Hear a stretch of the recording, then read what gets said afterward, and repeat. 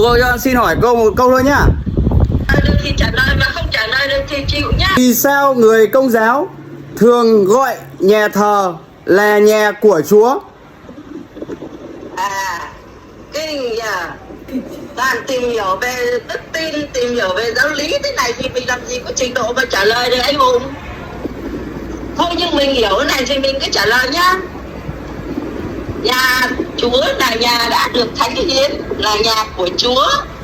Thế cho nên là nếu nhà của mình thì chỉ làm phép thôi, nhưng nhà Chúa được thánh hiến rồi, cho nên là gọi là nhà Chúa. Đấy, mình chỉ hiểu thế thôi. Vâng, cảm ơn cô nhá. Không đúng thì thôi nhá. Vâng, rồi, cảm ơn cô.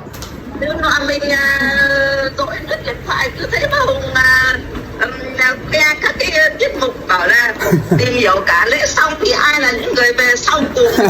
Tiếp kinh quá vậy.